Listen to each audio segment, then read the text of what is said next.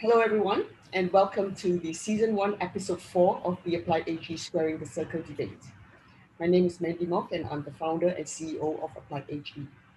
Applied AG is the new kid on the block as an international higher education service provider that specializes in evaluation, branding, and professional networking solutions. Thank you very much for joining episode 4 of the Applied AG Squaring the Circle debate webinar series, which has a total of 6 episodes that will take place monthly on the first Wednesday of every month until the end of the year. Today's Squaring the Circle debate with the motion, so-called soft skills, are more crucial than subject knowledge, is hosted by the City University of Hong Kong and led by the legendary debate master Dr. Kevin Downey, who is the Secretary to Council and Court and Director of the Institutional Research Office. Kevin will be guiding today's debate with 4 outstanding speakers from different parts of the world, whom he will introduce shortly to all of you. For this series of Squaring the Circle debate, please allow me to thank the City University of Hong Kong for co-hosting and Indonesia's Universitas Airlangga for being the main sponsor. Now, without further ado, allow me to hand over to the very capable and always entertaining Dr. Kevin Downey. Thanks, Mandy. I hope everyone can hear me. And more importantly, for the panelists, I hope you can hear my bell. Okay, the topic for today's debate is so-called soft skills are more crucial than subject knowledge. And we're very, very pleased to have a very distinguished panel. I'm afraid that one of our panel members, Mrs. Baku, is unwell from Nigeria, and so she's unable to join us. But her position as a proposer will be very ably taken by Chief Analyst at Applied AG, Mr. Peter Steck, who needs no introduction to you all, but I've introduced him anyway. Peter's fellow proposer will be Dr. Anil Gandhi, who you can see looking very, very comfortable on that lovely leather sofa.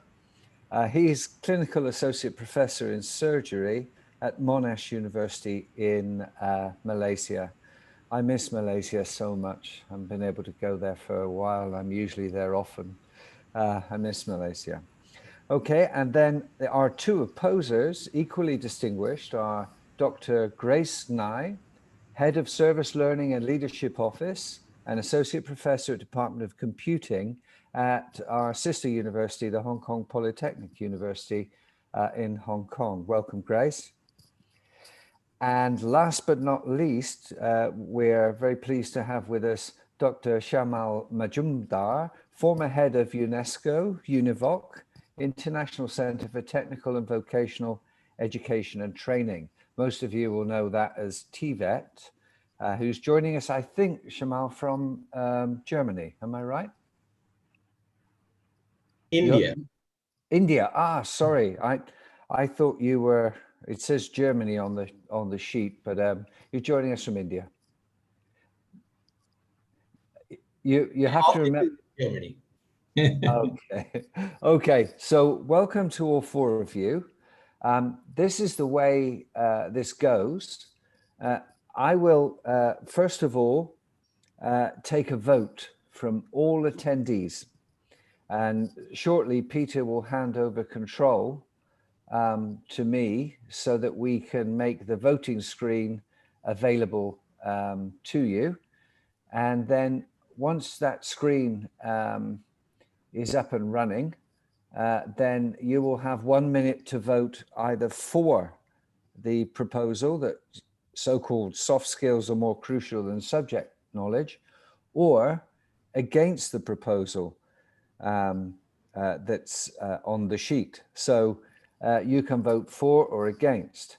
Then each of our panelists will have 5 minutes without visual aids to present the case for the proposition and the case for the opposition. And the order in which I will take the panelists are as follows. Peter will speak first, Grace will speak second, Anil will speak third, and Shamal will speak fourth. You get the last word, Shamal. It's got to be useful. I'll be very strict about timing. You have 5 minutes. After 4 minutes are up, you will hear this,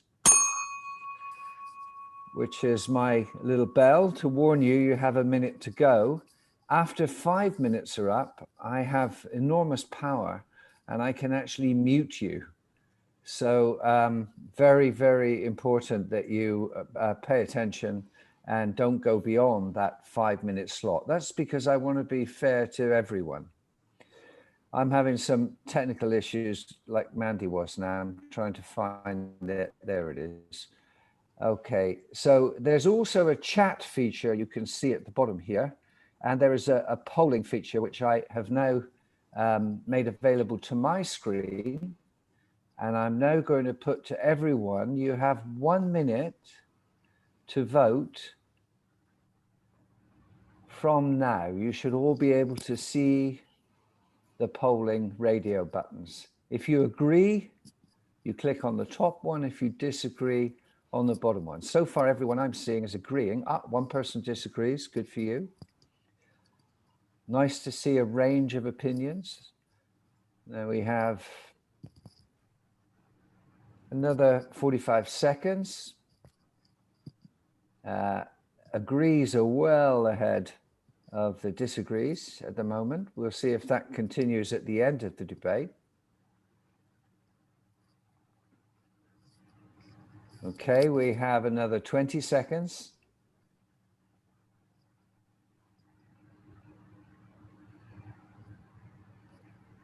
Only 33 of 52 of you have voted. So if the others have already nodded off, have a good sleep. And you're obviously not involved. Now a few more. Been prompted by me. You have 10 seconds. 9, 8, 7, 6, 5, 4, 3, 2, 1. Somebody got in right at the end. I'm just ending the polling now. Okay, so I'll share the results with you so you all know where you stand. Wow. 78%, 28 of our attendees agree with the proposal. So the proposers, you have a head start here, Peter and Anil. Yeah, that makes the job easier. Yeah, and Grace and Shamal, you have an uphill task, but let's see how open-minded academics really are. Let's see if you can change their minds over the course of this debate. So without further ado, I'm just taking the polling results down. Isn't it funny? Whenever you do this, now my mouse has decided to play up. Never mind, I'll use the pad. Okay, I've taken the polling results down. I'm now going to go directly to Peter. And Peter, I have my watch here and the bell ready. You have 5 minutes for the proposal, beginning now. All right, Kevin and fellow debaters, ladies and gentlemen, I'm very pleased to be here to, of course, be proposing the motion about soft skills being more important than subject knowledge. And I'd like to frame this in the context of a competitive edge. What gives you a competitive edge? Is it the subject knowledge or is it the soft skills? And ladies and gentlemen, the subject knowledge is not what can give you that competitive edge, because knowledge is everywhere. We can go on the internet, we can watch a tutorial on YouTube. All the knowledge is out there. And so the competitive edge comes from social skills. And I want to give you 4 examples. The first is in business. The second has to do with leadership. The third has to do with how we spread ideas. And the fourth has to do with happiness, of course, the most important one of all. Now, starting with business. Study after study shows that the social skills, the contact you have with clients and customers is more important than the outcome. Doctors who make many mistakes get sued less often if people like them. People who are waiters or waitresses, they might spill a cup of soup on your shirt or something, but if they're kind, charming, you might still give them a tip. You might still appreciate it. So as anybody who works in customer service knows, it's always the soft skill, the soft touch, the human touch that actually makes the big difference. It's not the hard facts that count. The second has to do with leadership, and I have to be a little bit careful here because my boss is in the room, but let's be very honest. Leaders, good leaders, they don't know very much about the subject area. They are just kind of pretending and going along with it. But what they are good at is inspiring people, making relationships, getting people excited, moving forward, seeing these kinds of things. And that is the most important thing that makes them leaders, that makes them exceptions to us all. The third point I want to make, where it's very clear that the soft skills are more important, is how we spread ideas. How do we bring about collective action? And so we see problems like climate change, like what do you call it, misinformation and so on. And everybody is proposing technical solutions. But to really get everybody on board, get everybody charged, you need a person with soft skills who can really inspire a group of people, like your Miss Thunberg or any person like that, who can really, who has those skills to inspire, to build the relationships that are needed to really make the change. Because just laying out a report with the cold hard facts is not going to change opinions. You need this emotional connection, because we as human beings are emotional creatures. And the final point is about happiness. And this is from a TED talk I watched a while back. It's about a study at Harvard, where they studied boys from some of the toughest neighborhoods in Boston and graduates of Harvard. And they did so over a period of 50 to 60 years. And what did they find? It wasn't money, it wasn't career success that made people happy.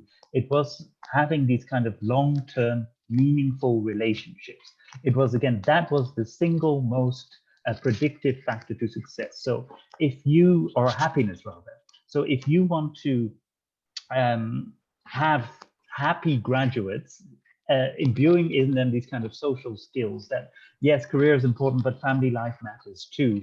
Building deep relationships, seeing the human across the table from you. Those are absolutely the most important things you can do, because that is what can give you this competitive edge. So coming back to the competitive edge and this idea that knowledge is everywhere, there is, oh, this is the first bell. Yes, the subject, the subject knowledge is there. It must be learned, but you can literally, you can learn how to play the piano online. You can learn how to become a financial analyst online. You can learn almost everything. You can learn programming online. All of those kind of skills you can learn online. So essentially, that is never going to get you the competitive edge. The real competitive edge comes from these so-called soft skills, which is, of course, a complete misnomer, ladies and gentlemen, because the soft skills are very hard to learn. Because they require us to learn about ourselves, who we are as people. So if a university thinks that, yes, if we just throw subject knowledge at our students, then they will be successful graduates, they are sorely, sorely mistaken. And that is what I want to impress amongst the slightly misguided 20% of the audience, that really it is the soft skills that are most important. Thank you very much. Thank you, Peter. You kept to time. You set a very good example. I can see that Grace is preparing herself to get ready. So if I had to summarize that, Peter was coming across all emotional, saying that emotion is very important. I'm now going to go to Grace. And Grace, you have 5 minutes from now to make the case against the proposal. Thank you, Grace. Okay, thank you, Kevin. That was a really hard act to follow from Peter. So I would like to make the proposition that we are not belittling soft skills here. We are not saying that a university should be throwing subject knowledge at people and forgetting about the soft skills. Certainly soft skills are important. However, we would beg to differ that they are actually more important than the subject knowledge or the so-called hard skills. The subject knowledge is what is actually necessary for performing a job. You know, the subject knowledge gives the context and the domain information. So for example, when I hire someone to program something, of course it's important that the person be able to communicate with me, understand what I want, understand what the users need, etc., etc.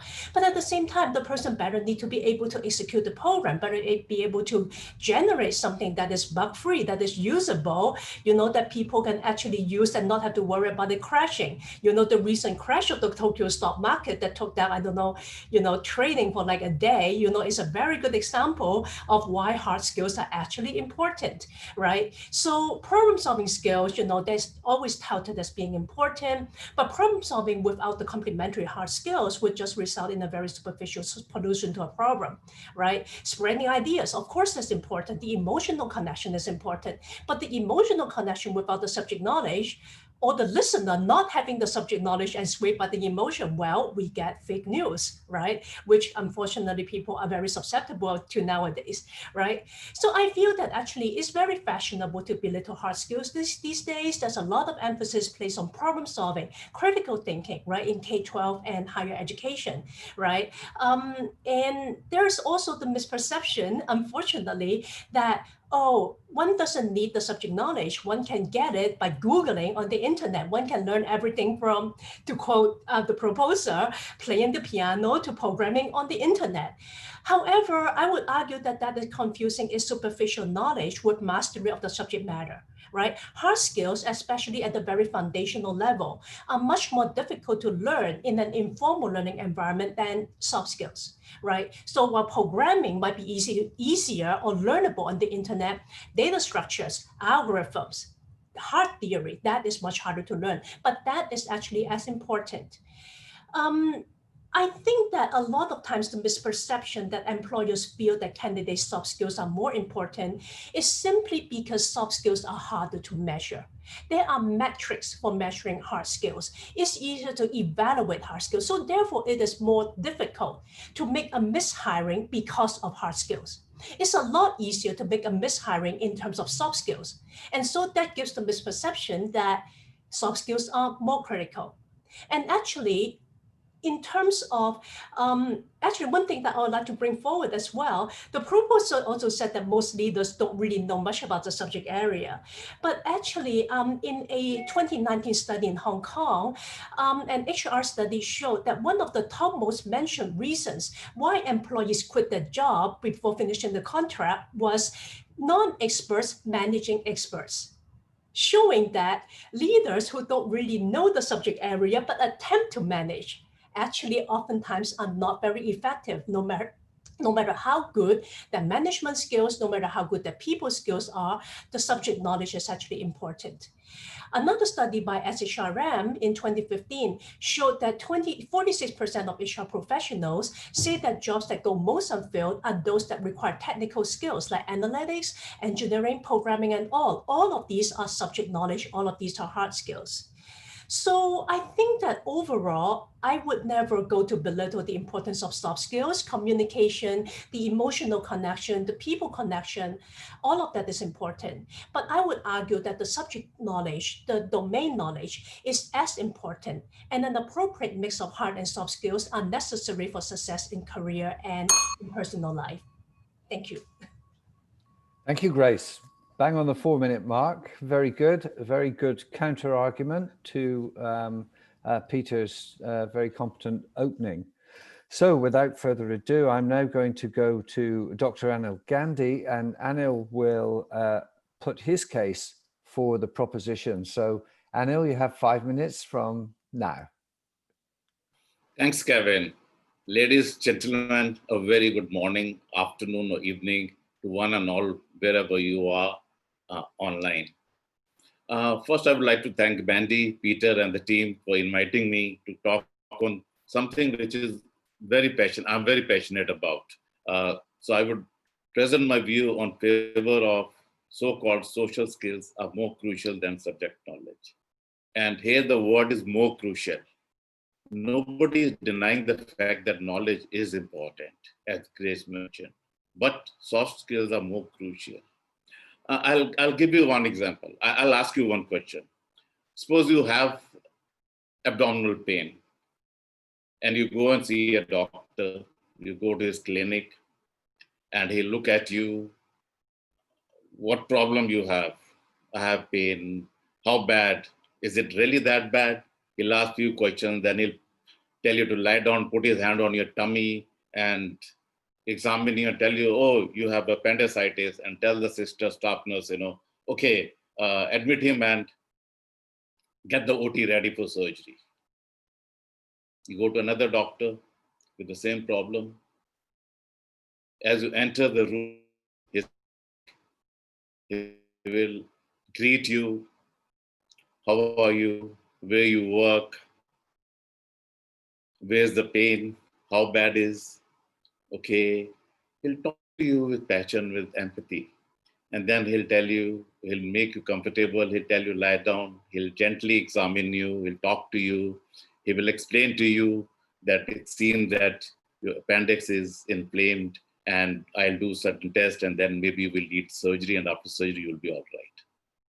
Now, both are equally competent to do appendectomy. Now, I leave it to you to decide which doctor you want to go. Now, if you Google or do literature search, you will come across that soft skills are needed for your career, for your promotion. If you need promotion, you have to have soft skills. But in medicine, it's different. You need to have soft skills, not for your career progression, but for the benefit of your patients. So if you look at the soft skills, communication skills, teamwork, problem solving, empathy, stress management, confidence, leadership.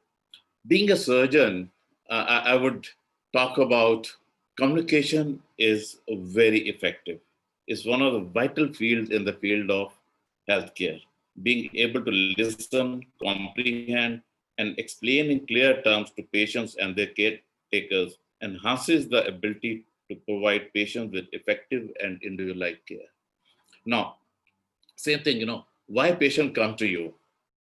He has a problem, he wants you to solve it. He wants a treatment. Now, how you're going to treat him? You need a diagnosis. And for diagnosis, you need to have the history from the patient. So you need communication skills. If you're not good in talking to a patient, you're not going to get the proper history. A patient, you're completely stranger to him. He doesn't know. How can you expect him to tell his intimate details to a stranger? So you have to make him comfortable. You have equal knowledge, you have good knowledge, but you don't have the skills, you will not be able to take a good history. So you will not be able to make a good diagnosis, and you cannot treat a patient. So I think soft skills are really, really very important. Now, traditionally, the medical schools focuses more on critical thinking, reasoning, and getting the diagnosis right. See, in today's environment of chronic diseases, social determinants of health and the team care, equally important are the soft skills, like deep listening, asking questions, giving answers, motivating others, delegating, and creating a high performance team. So effective leadership is also important. How you have a teamwork, how you can talk to your team members. Medical healthcare is not dependent on one single person. It's a teamwork. You need your assistant, you need staff nurses, you need paramedics. So if you don't have the communication skills, if you don't have the teamwork spirit, you will not be able to do justice to the patient. Now, there's a study, a review done by Stanford University, which shows that increasing evidence indicating kindness, empathy, good communication skills improves patient outcome, decreases pain and anxiety, and leads to faster healing.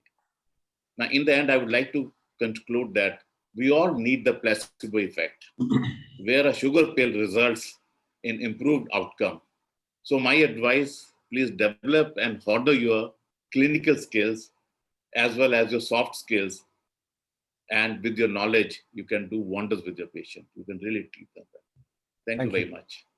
Thank you, Dr. Anil. Dr. Anil talking about therapeutic relationship, the importance of the relationship. So both Peter and Anil have kind of come at this from an emotional approach. I'm not saying that's, I don't mean that emotional as in getting excited about it, but I mean emotional in the sense that they're looking at affect rather than perhaps more declarative knowledge.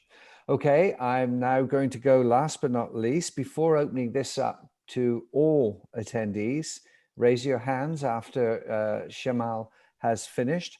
I'm now going to Dr. Shamal. Dr. Shamal, the floor is yours. You have 5 minutes from now. Good evening. Thank you, Peter and Anil.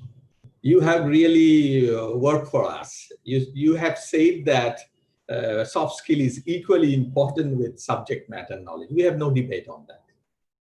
You did able to prove that it is more crucial than subject matter knowledge. Our stand is clearly said. We beg to differ with the statement because it is not true for all type of jobs in all contexts. It is oversimplification. Today, to be relevant in the labor market, you both, Peter, you all will be agree, Grace has said that we need both hard skill, which is technical skill, and the soft skill, presentation, communication, leadership, emotion, whatever you like to add, I have no objection to that. Both we need to essential to do the job. Now, hard skill become more valuable with the addition of soft skill. Soft skill become more powerful with the addition of hard skill. Don't say that soft skill alone is more important even if you don't have any hard skill, or hard skill is more important even if you don't have the soft skill. The example that you have said. Allow me to explain your example. You said a doctor. Being a patient, I'm an engineer by profession. I said that I go to a doctor. Definitely I saw a doctor, fantastic, in communication skill. He draw, he do everything, explain me. But when it comes to surgery, he's very poor at that. Mr. Anil, will you go to that doctor? I don't think nobody will go to that doctor, because first and foremost, essential is you must be technically competent. In addition, what we need, a competitive edge, which Peter has said, that you need a soft skill to explain. Mere technical skill is not enough, but this is a minimum condition. But if we undermine one over another, we are giving a very wrong signal. Today, during the COVID time, I'm telling you, we are surrounded by too much smart people. They are all soft skills. They don't have any hard skill to manage the situation. And that's the reality I'm looking around, because that's in financial crisis, we have observed that too much smart people has done the damage. Similarly, in pandemic, we are coming. We have to be very sincere. We don't need so-called smart people. We need really a citizen with full of responsibility, both hard and soft skill. Because in a workplace, everybody we know that we need to work in a team, convince others, perform tasks collectively. So that's why we need soft skill. So it is not either or, it is both. And we have to say this one in a strong way. To support my agreement, come to the statistic point rather than the emotional part of it. Recently, a career builders done a survey in 2015. 80% of the employer given their argument that soft and hard skill are equally important. So no matter what career you think to go, a healthy combination are the best approach. And we have to see that one in a way. And in my opinion, if you see, neither set of both the hard and soft skill will take you very far on their own. If you are a very good hard skill, it will not take you very far. If you are very good at soft skill, it will not take you alone at so far. Which will go to you so far is the combination of hard skill, which equally matters. We need both. I know that 78% of the audience is a little bit confused because they are being surrounded by smart papers and media. We being a teacher for a long time, and we really feel today's world, we need a sincere, down-to-earth, a good citizen who has both a hard skill and soft skill. We don't want mere smart to be smart. We need really smart people. Thank you very much. Thank you very much, Shamal.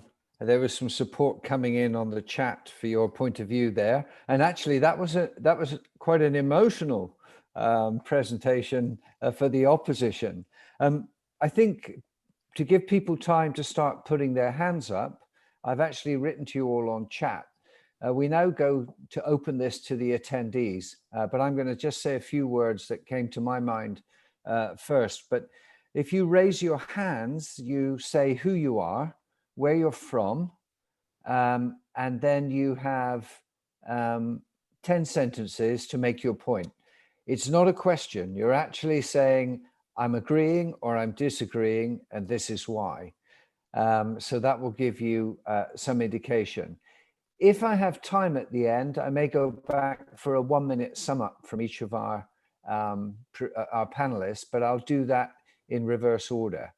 But first and foremost, just want to make a few comments while you start to put your hands up.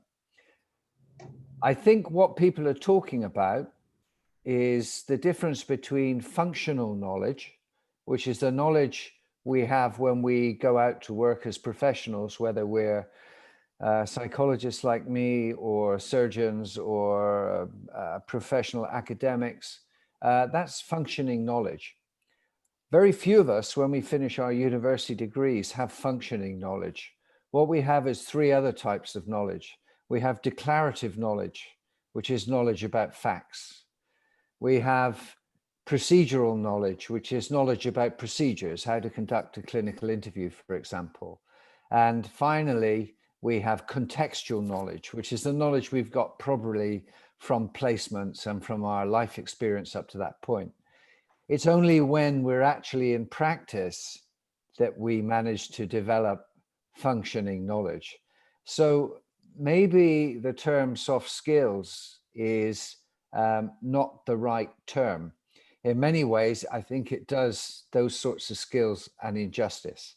Anyway, that's enough from me. I'm now going to go to see if anyone has raised their hands. Peter, can you see anyone? I can't see any raised hands yet from any of the attendees. Yeah, we have one person just now. Ah, yes, just got it. Yeah. Okay, I'm very pleased. Now then, let's just go to the top. That's Roshni Prayag B. Sundial. I'm now going to allow you to talk, Roshni. Please go ahead. Hello, everyone. That's hi from Mauritius.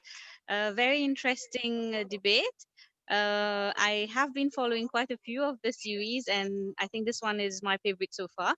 Yes, to come back to the point, initially I agreed with the proposers. At the end, now I'm more convinced by the opposers because the fact is, yes, soft skills are important, but there's not much we can do with only the soft skills. So yes, it is a combination. It's the right combination of both that we need. That said, we should also bear in mind that in recent years, we do have to give a greater emphasis to soft skills as it was knowledge was, let's say, restricted to universities and teaching centers and so on. But now knowledge is literally available from anywhere. But even accessing that knowledge, processing that knowledge, all of those are soft skills, right? So yes, we do have to give the right balance, but I think the balance is going more in favor of soft skills as time is going by. Thank you. Thank you, Roshni. So indirectly she agrees with us. So some very good points there. I noticed that Barira Saeed has made some comments in chat. Barira, would you like to speak if I allow you to talk? Because no further hands have gone up. So I'm going to Barira Saeed. Hi, Barira. I've unmuted you. Would you like to talk?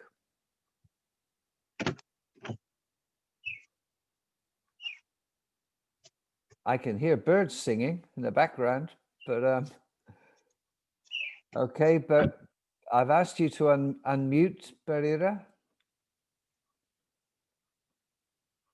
No, okay. Are there any other hands up? Anyone else want to make a point? Has anybody else changed their mind?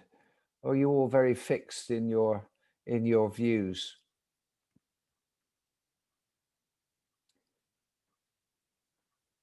Okay, so no hands have gone up at the moment. So I'm going to, Barira, Right, Barira's just said, sorry, her microphone is not working. So Barira, how about you type your message? Well, in fact, I can look at your message. You actually agree with Mr. Shimal, so you oppose the proposal, and you said synthesis of soft and hard skills is the best option. And then Benny Setianto, I'm going to try and go to Benny now, said the question is how to balance that, which I think is a very interesting comment. So Benny, I'm just going to ask you to talk. I'm allowing you to talk now, and then I'm going to go to Mohammed, who's put his hand up. Benny. Yes, Kevin, thank you very much. Yeah, related to my comments, I mean, like, probably it's the time frames when we have to put our emphasis on the soft skill. For instance, if we just graduate from our university, then probably we have to show first our knowledge skills rather than the soft skill. But throughout the time, when you have already shown your employee that you have a basic knowledge or certain knowledge, then your soft skills will be much more look at you rather than your knowledge skill. Do I make myself clear? Sorry. Yes, you did. So your view, you're actually opposing the proposal. That's what I'm not really opposing, but you have to consider the time sequence. Yep. So it's not really just we only pro for the soft skill first, but sometimes just a different time that which one we're going to put emphasis more. I think it's a very good point. I thank you very much for that, Benny. I'm now going to go to Mohammed. I don't have another name, I just have Mohammed. So Mohammed, please go ahead and make your point. Thank you for raising your hand. Yes, do you hear me? Yes, very well, thank you. Okay, I am Mohammed Liman, professor of statistics, retired now. I'm from Tunisia. I am very interested into the topic of soft skills. Actually, I made many lectures around this topic. I think the question is a little bit biased. The way it is asked, it is a little biased. Is it more crucial? The tendency towards saying yes. So I am one of those who changed his mind. I think that soft skills and hard knowledge, they are not equally important in varying degrees, depending on the type of the job. Depending on the type of job. For engineers, they need more hard knowledge, less soft skills. Okay, thank you.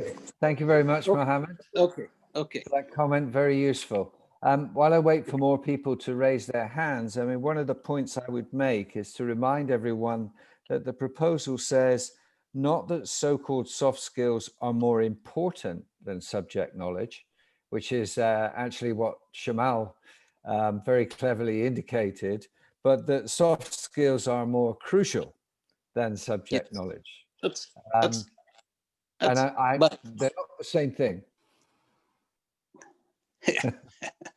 Okay, so anyone else like to raise their hands, please, to contribute to this debate? We've had 4 people so far, all of whom have made some excellent comments. And should I say, Benny, your fashion look is very cool, with the shades and the hairstyle and the leather jacket. Looks very, very cool. Thank you very much. Okay, Paul Fullerton. Hi, Paul. I'm allowing you to talk. Please go ahead. Yep. I think in healthcare in particular, not so much the proceduralists like Anil, but in so much changes over time.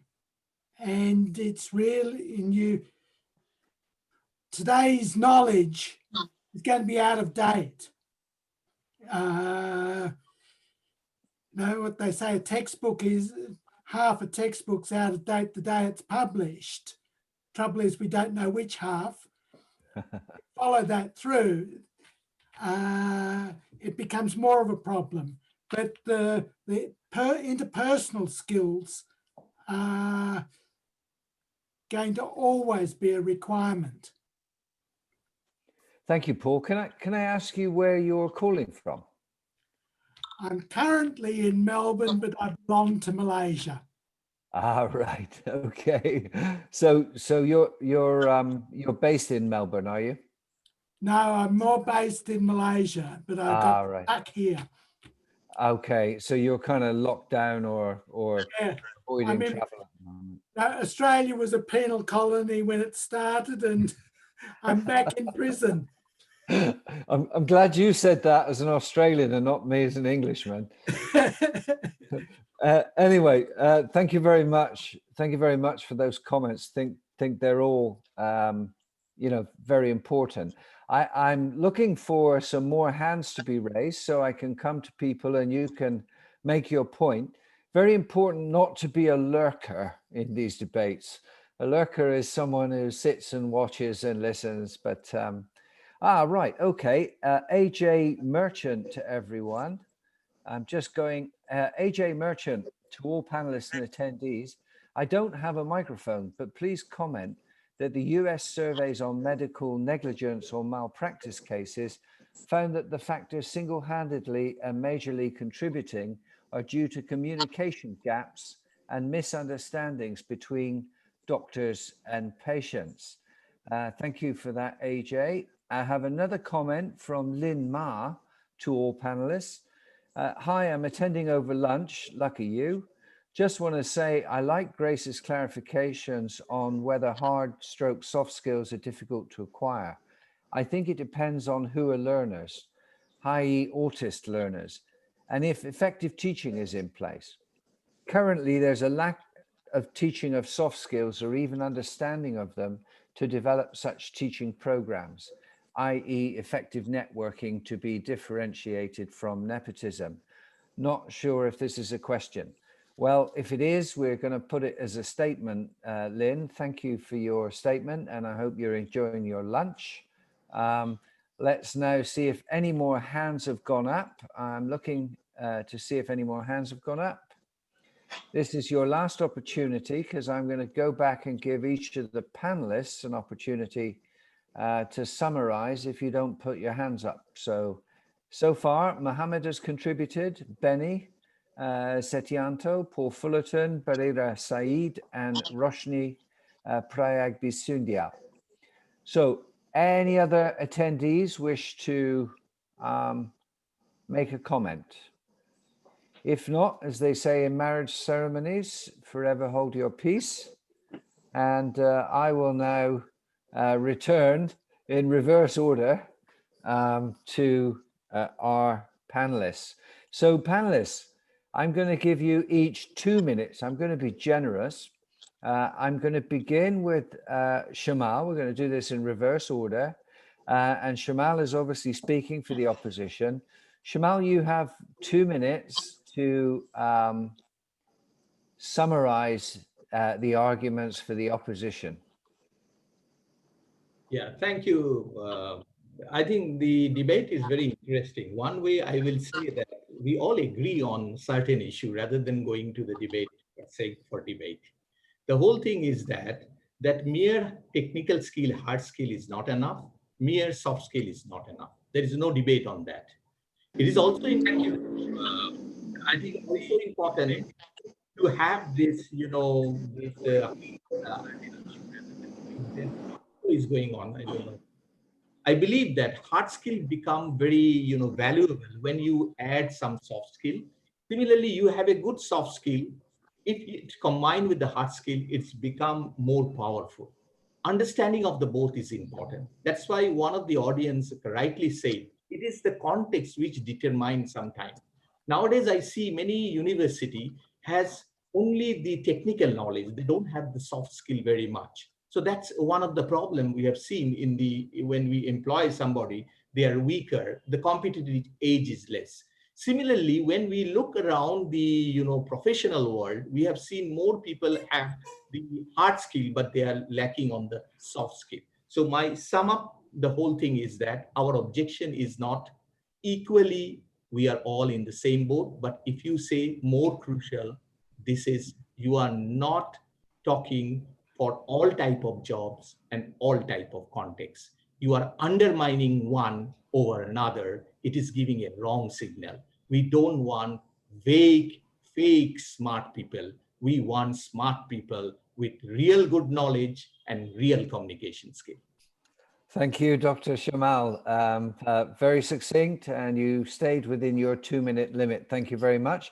I'm now going to go to Dr. Anil Gandhi, who's a proposer, and he's going to summarize in 2 minutes the argument for the proposition. Dr. Anil. Okay, first I would say that I agree with Dr. Shamal that both are required, soft skill as well as knowledge, no doubt on that. But the debate is which is more crucial. You need the basic. Now I'll give you one small, not experience, two equally competent doctors, but the doctor with soft skills will have better result as compared to the doctor who doesn't have soft skills. It's true in surgery, it's true in patient care. We can't prove this scientifically, but this is the fact. There will be different results. Same disease will have same treatment, same disease, different results. Why? Partly we can explain because of in vivo factors, partly because of soft skills. So Peter and I never said knowledge is not required. Definitely the quantum of soft skills and knowledge varies. Knowledge is equally important in most of the professions, but in some professions, soft skills are better, gives a better result. So I would, in my profession, in fact, the universities have recognized this. Now, most of the universities have included this. Harvard has been coming up with leadership program. Why? Because of this. They have fully paid programs running for last 5 or 6 years. Our universities also have included soft skills in assessment of undergraduate as well as fellowship students. We do assess them. We do teach them. I know they are not taught, but we just make them aware that soft skills are important. So I would still feel that in my profession, soft skills are more crucial than hard skills, the knowledge. Knowledge is there. You have to have the knowledge. Thank you. Thank you, Dr. Anil. Again, you've just about stayed within your 2 minutes. Thank you very much for that. I'm now going to go to Grace in Hong Kong. I'll be back over there in a few weeks' time, COVID allowing. Grace, you're speaking for the opposition. Could you sum up in 2 minutes the arguments? Thank you, Kevin and everybody. So I think that it is important to remember that we are, just like Anil said, we are not saying that one particular aspect is more important than the other. I am in the leadership office at my home institution. And while we teach leadership, we also at the same time, we emphasize that the subject knowledge, that the domain knowledge is equally important. We know that you can't lead without having a good grasp of the technical knowledge. Your followers are not going to be convinced. You are not going to be doing a good job. I think one thing that is important to remember is that people are not static and careers are not static. And it is very likely that the soft and hard skills will be differently critical at different points in the career, or even differently critical even during the course of a single day, depending on the task that you're working in during that job. So even for myself, during a single day, there will be times when I'm using my soft skills more. There will be times when I'm using my hard technical computer science skills more. The technical skills, as I would like to echo what Shamal says, the technical skills give the grounding for success, and the soft skills make the hard skills more valuable. So I would like to argue against some of again that we feel that it's not that one is more important than the other, that one is not more crucial than the other, that both are equally crucial, and the key is to find the right balance for the correct time. So thank you. Thank you, Grace. Very good. A very interesting argument for the opposition. And last but not least, I'm going to go to Peter. Peter, perhaps you can summarize in 2 minutes, please, for us the argument for the proposition. Yes, my pleasure. Ladies and gentlemen, we've had a fantastic debate, and Grace and Shamal have been very persuasive. I was almost applauding for them, but then I realized, they are muddying the waters, ladies and gentlemen. The story that we're talking, the question that we're talking about is what is most crucial, right? When push really comes to shove and really important things happen, what is most crucial? What are we missing, essentially? Because if we look at all the big questions that we are facing in our time, we have the pandemic, the opposers mentioned the financial crisis, climate change, fake news, right? For all of them, kind of the subject knowledge part is very cut and clear, right? For the pandemic, you've got to wear your mask, follow the SOP, or otherwise the Malaysian Prime Minister will come after you with a stick. Yeah, you get this if you live in Malaysia. He had a speech yesterday. In the financial crisis, it was this fantastic financial model, which was absolutely perfect mathematically. It just forgot to take into account human nature. But besides that, it was absolutely perfect. We talk about climate change. Well, we know so much about climate change. We have these climate models. We understand global warming. But so that's clearly not the problem. And they mentioned fake news. Well, we have fantastic computer systems to send instant messages everywhere. I can forward everything. That, ladies and gentlemen, is not the problem. Where it becomes crucial is kind of the human factor. We talk about the pandemic. It's simple things, getting people to wear the mask, wash their hands on time.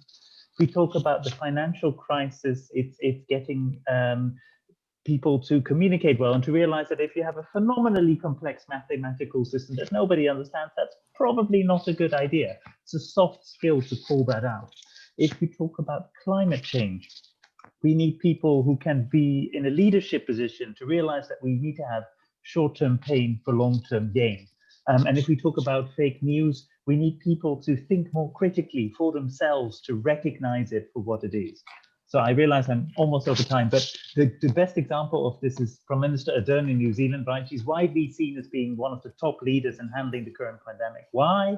Because she just hops on social media, has a conversation with her people, and this is what makes her great. So yes, ladies and gentlemen, in crucial times, it's the soft skills that matter. Thank you. Thank you, Peter. I'm not sure I'd agree with you about Ahern, given that more recently New Zealand has not been the best place in the world to be, although at one point it appeared to have got COVID under control. I understand that last week they exported at least one case to Hong Kong.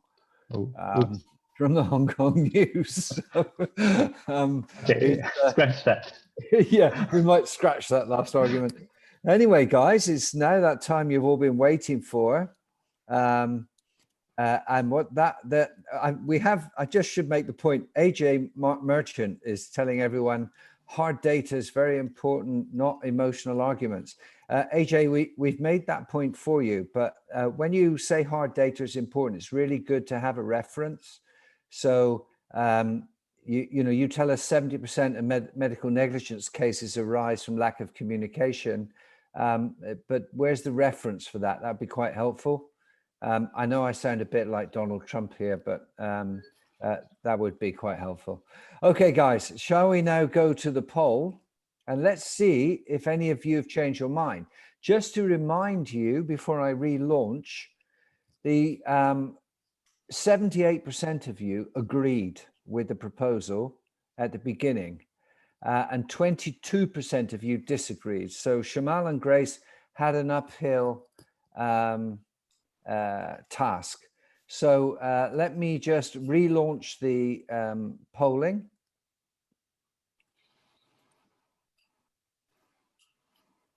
And you have 1 minute now to vote. Wow, It's really going either way at the moment. Whoa, very interesting. Very, very interesting. Okay, keep going. Only half of you have voted so far.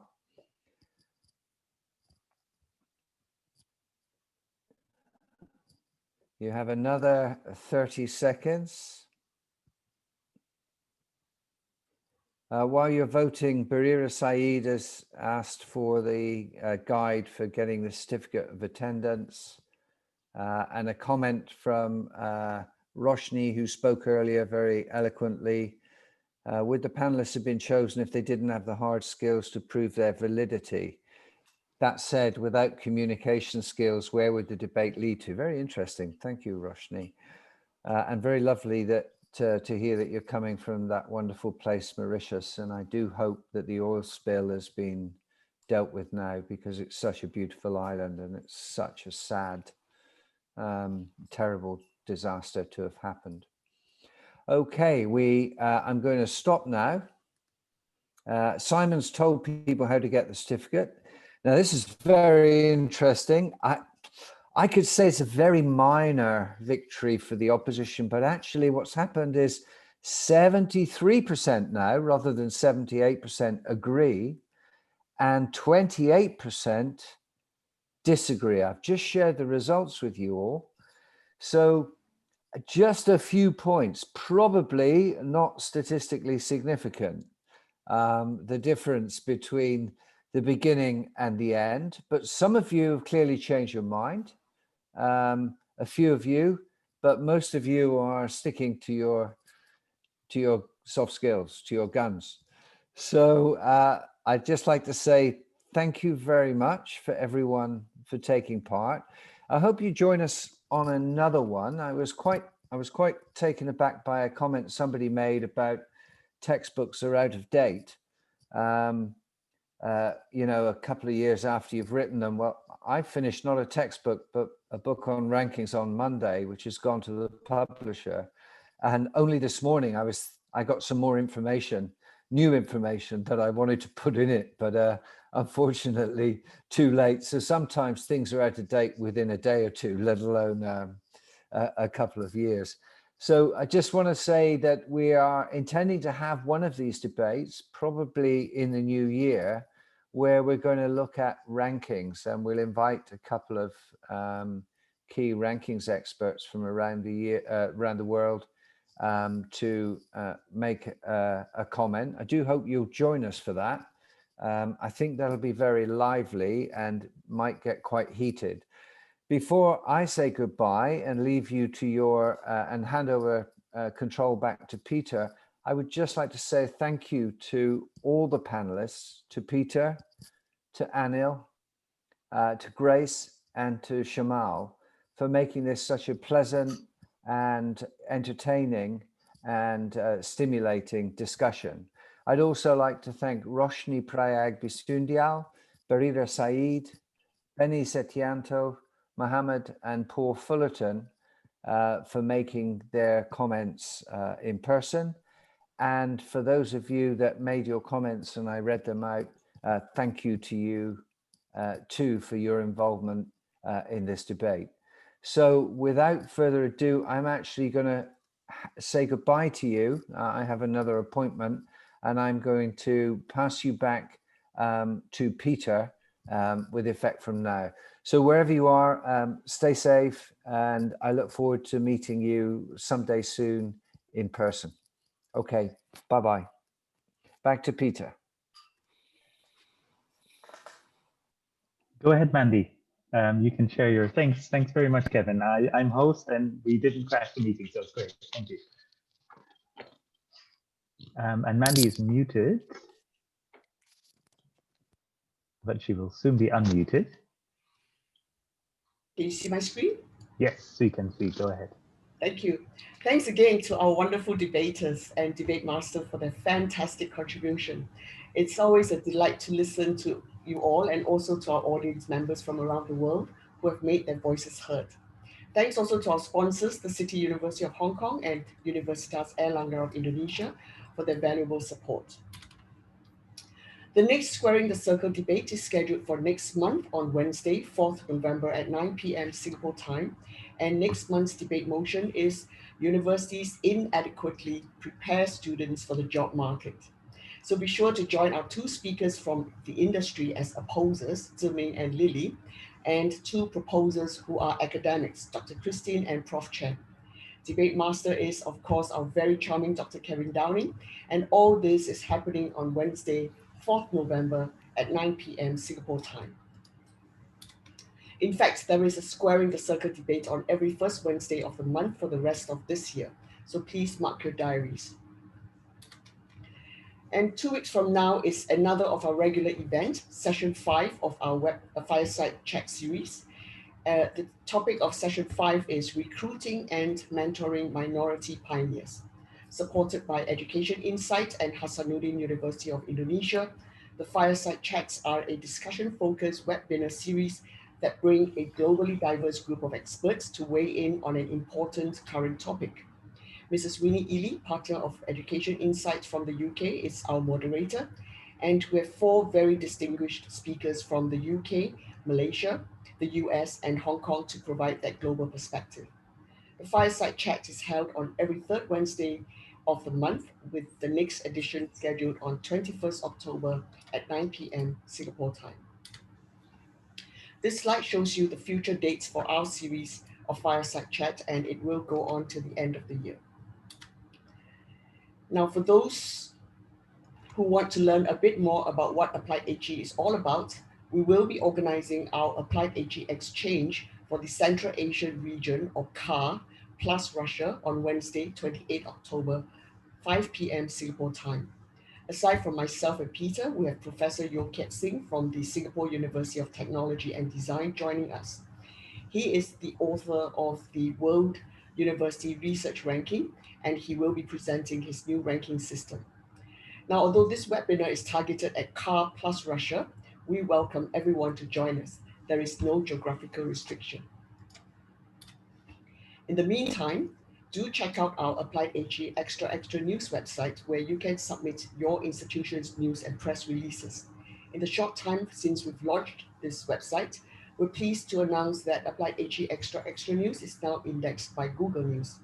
This means our readership is growing rapidly, and we can now truly promote you on the global stage and at no charge at all.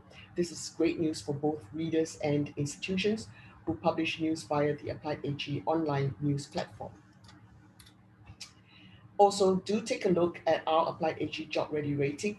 This new rating system emphasizes teaching and learning, graduate skills, employability, and interaction with industry.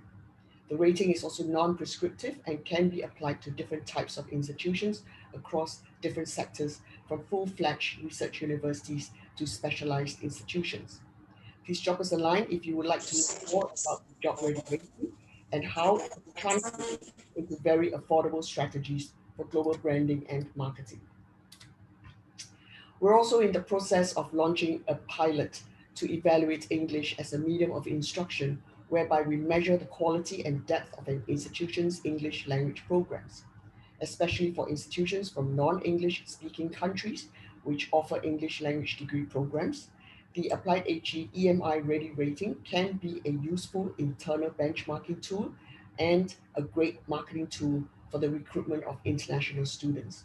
So do reach out to us if you would like to join the pilot. It's free, and we still have some open places for certain countries. And finally, I'm pleased to announce that we will be launching Applied HE's own social media platform called Applied HE Future on the 1st of January of next year. A trusted social media inspired platform that connects everyone from high school to professional career to lifelong learning for the 3 E's: education, employment, and everything in between. So watch out for our pre-launch emailers, which we will be sending out very soon. And last but not least, as you know, we are the new kid on the block, and we're very grateful for all the support that we can get, which is why I'd like to take this opportunity to acknowledge, once again, all our very supportive webinar partners: City University of Hong Kong, Universitas Airlangga of Indonesia, Universitas Hasanuddin of Indonesia, the University of Lahore of Pakistan, Chinese Cultural University of Taiwan, Changzhou Christian University of Taiwan, Pearl Academy of India, JL Education Consultants, and Education Insight UK. A big thank you for the valuable support given to Applied HE. All right, thanks very much, everyone. However, the evening is not over yet, so please do not leave the chat room. We want you to experience a networking atmosphere that is as creative and as close as we can get to a physical networking environment. So we're going to open the room now.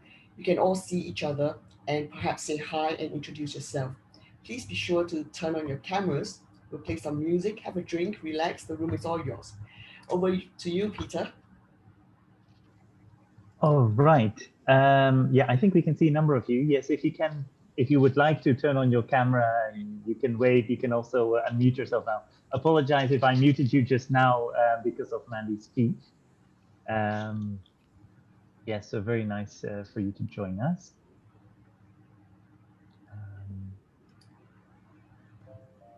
Okay, I think we have some music now.